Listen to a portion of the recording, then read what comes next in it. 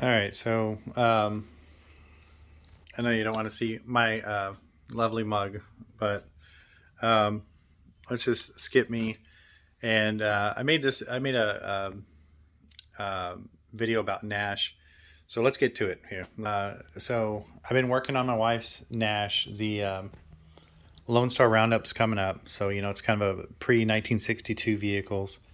So she wants to drive this to the event. We're not going to put it in the show, but we've been working on it. I've been working on it. I don't know if you remember, it had some bubble rust along the bottom of the door.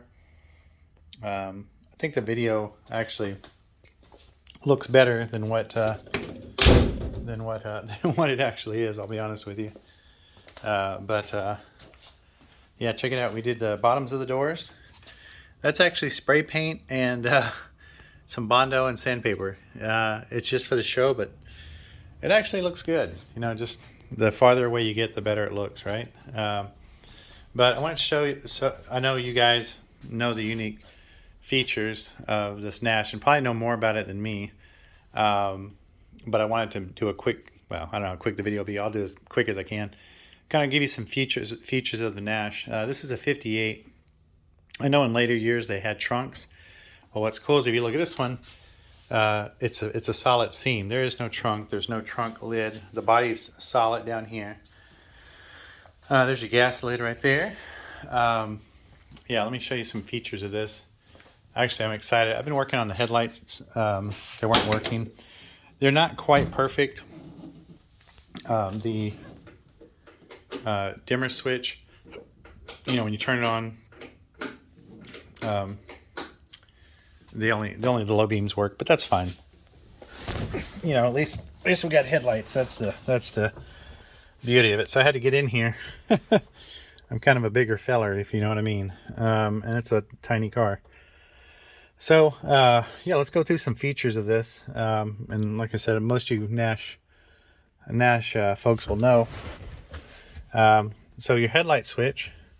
Here's your ignition switch. You know, you turn it on. This one's got electric fuel pump. So you turn it on. It's got the warning lights. They still work, which is kind of cool. Here's your headlight switch. Check it out. So you turn it. That's your park lights. Then your headlights. Then you got your, you can see that little button right there. That's your high beam, low beam, just like the old cars.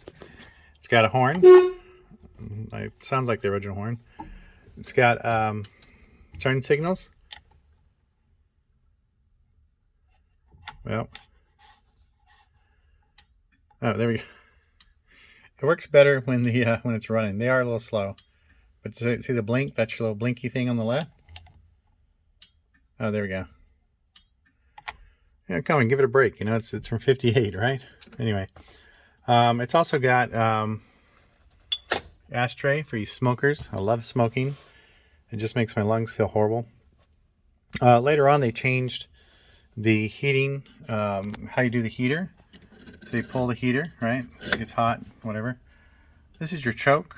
You know, basically, it helps it to warm up faster. So it dumps extra fuel in there, cuts down on the available oxygen, and you know, the idle comes up. Electronic cars, your modern car has it. It's all electronically done. This is the old-fashioned manual way. This is your pull start. Let me see if I can do this without running to the garage. So you just pull it. So it's a pull start. Had I had the ignition on, it would have started. We added this electric pump. Originally it wasn't. The previous owner, here's the owner's manual. The previous owner had thought that it was hydrolocking because sometimes it won't start. You got the owner's manuals and doodads. Like I said, I was tracing out the wiring for the headlights so we could actually have that. This looks like an original gauge. It's a temperature gauge. It doesn't work. What I did find when I was crawling underneath this thing, it's got a under dash light. You can't really see it. Let's see. There we go. It doesn't work, but it's there, and you can see the bulb underneath there, and that looks all original. Check out this little key tag we got. Pretty cool, pretty snazzy, right? You can buy them on eBay, or we bought them from some company. Actually, they're free if you buy some stuff from them. Got some little nashes on there. You know, it's cheap Japanese, Chinese stuff, but it's okay. It's still cool. So those are some kind of neat features. So the shifter, it is a manual transmission. You can see the 3 pedals right there. There's your park brake. It's kind of in a good spot, and it actually works really well. So the shift pattern, you pull it to you. See, it goes the steering wheel. First gear. Instead of an H pattern, it's more of a, it just comes up slightly and then goes forward. And you got second, and then down is third. Come up, go to neutral, go first. It's a non-synchronized transmission, I believe, in first, and in reverse it's definitely not. So it's nice. It's easier if you go through second, come back down, go first, then you got reverse. So reverse is to you and up, reverse is to you and down, and then there's neutral. You can feel neutral.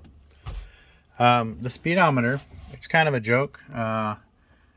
It'll do just over half that. It'll top out at 52 miles an hour. The factory gear ratio in the rear is a 380 gear ratio. It's got the little 13-inch tires, so a 480 gear and a 13-inch tall tire, or 13-inch tire. It's going to be a lot of RPMs.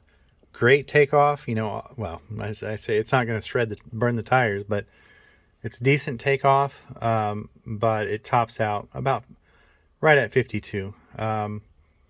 The common swap for all the cool kids, they do the oh gosh, I'd have to Google it. It's something like a Triumph, something, oh gosh, what is that thing, an Alpha, I don't know what. Anyway, there's a mid-70s vehicle that had a 360 or 372 gear, or 355, or no, not 355, 360 gear, I think is what it was. It'll give you less RPM going down the highway, and it'll give you more speed. If I'm going to go through all that trouble, I'd probably just do something else. I don't know. Get a custom rear end or something like that. Probably swap out the motor. I don't know. The thing is, the car is so original. It's a real shame to, to hack it all up. What's neat about the owner's manual is that the previous owner did a really good job in, keeping all this documentation. And what's cool is it has an engine section. So at high RPMs, when it kind of floats, not under load, not under slack, but as you just kind of that in between, you can hear something trying to come apart.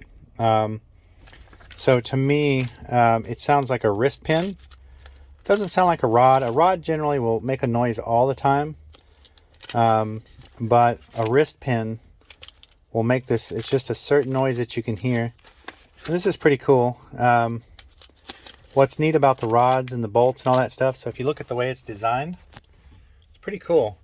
So a lot of times you'll have this pin, it'll be pressed into here, but if you look at this, it's got a bolt, and it's got a little slot that holds that in there. You can buy a set of pistons. These are the pistons right here. You can buy a set of pistons. I think they're $250. I'll probably tear the engine apart and replace a set of pistons in it. Check the bearings while I'm there. Maybe do bearings and pistons. It's possible that what I'll do is see if there's slack, or see which one has slack. It's possible the rod end bore here is worn out. It also could be this bearing here. This could be worn out, or this part could be worn out. So it's just stuff I got to check. I'm not scared to do that kind of stuff, and I'll definitely make a video of it. Oh yeah, this is kind of a neat thing. So remember I was telling you about the trunk earlier. So this is how you get into the trunk. Yeah, so it has a key right here. This is how you lock the trunk, and this is how you enter. And then, the battery is underneath there, underneath the seat. We actually have this down because we want to replace the the lenses, because they're kind of faded. You know, they're not in that great a shape. So we're going to replace that. You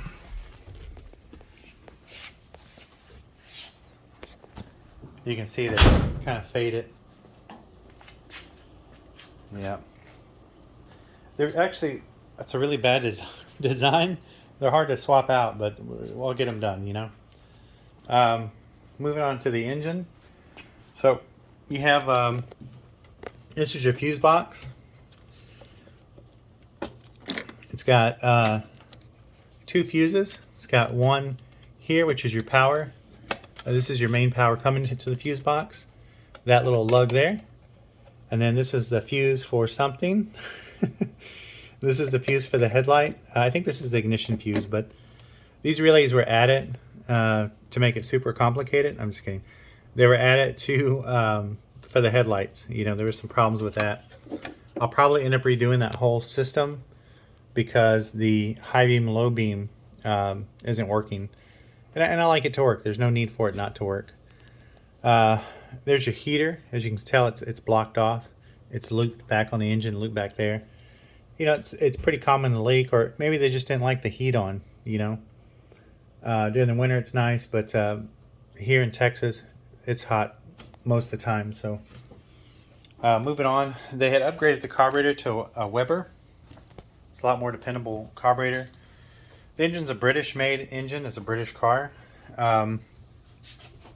Here's the more electrical. So remember inside where I pulled that cable? Here's your cable. And then that's how it starts it right here. That puts power down to the starter, which is right down there, right there. So I don't know if the electrical issue is a wiring issue or if that coil is bad. But sometimes the car won't start. And I pulled the ignition wire off the other day. There was no spark. So it's definitely a spark issue. You can see they rewired the car. They did a hodgepodge of factory and a hodgepodge of new stuff. So, yep. So who knows, right? They also used, they were a big fan of the old, you can't see it, I wish you could, butt connectors. Yeah, whoever did this, they were a big fan of butt connectors. I am not a fan of butt connectors. I think you should solder it, heat, you know, do the heat shrink on it, and you don't worry about it anymore, you know. But when you butt connector it, who knows what's going on, you know. After a while, those butt connectors can come loose. Solder has its own issue too. You need a, if the harness isn't strapped down, as you can see, all along the edge there, see those little those straps there?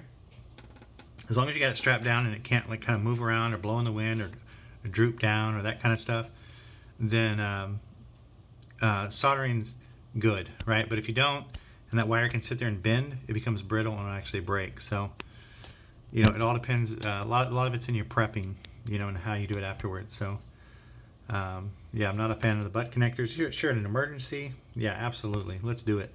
But if it's something that you want to last and you don't have to do twice or 3 times, yeah, just do it right. There's no need to do it halfway. So I think that's really about it for the video. This car is actually in pretty good shape. Yeah, you know, no major structural issues with it. It doesn't look like it was crashed.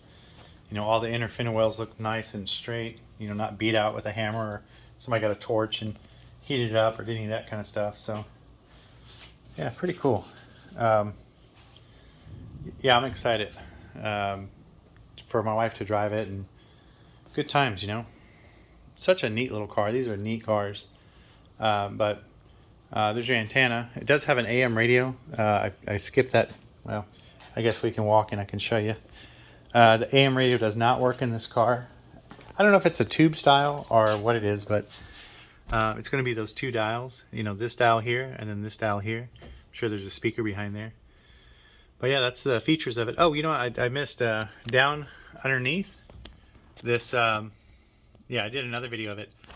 See this? You can see the split in the carpet right there. Oops, it's focusing on my finger. That's Velcroed. So when you pull it up, the master cylinder's under there. I definitely want to check the brake fluid before my wife drives it again. You know, Me, I can lose brakes, no problem. My wife, she'd probably freak out. I guess I've driven enough old cars that tried to kill me, so I'm kind of used to it. Anyway, so that's the tour of the 58. I guess that'll be for another day. That, I'm sure you know what that is. If you're a Ford guy, you probably have a pretty good idea what that is. That one's actually an all aluminum 598 cubic inch. So that goes in my 69 Mustang, which I need to make a video of it. I'm having problems with focusing my camera. So anyway, hope you liked the video. Yeah, I think it's pretty good. It covers the 58 pretty well. It's a neat car. It's fun to drive. People love it. You don't have to worry about door dings. Oh, let me show you another. I'm done. This thing's been 15, 16 minutes already. But look at this. Look at this really cool hood emblem. Look at that. The lady's just kind of resting and enjoying the view, and that is just such a beautiful emblem. I just really love it. It's the original emblem, so just really cool. So anyway, hope you enjoyed the video, and yeah, it's pretty neat car.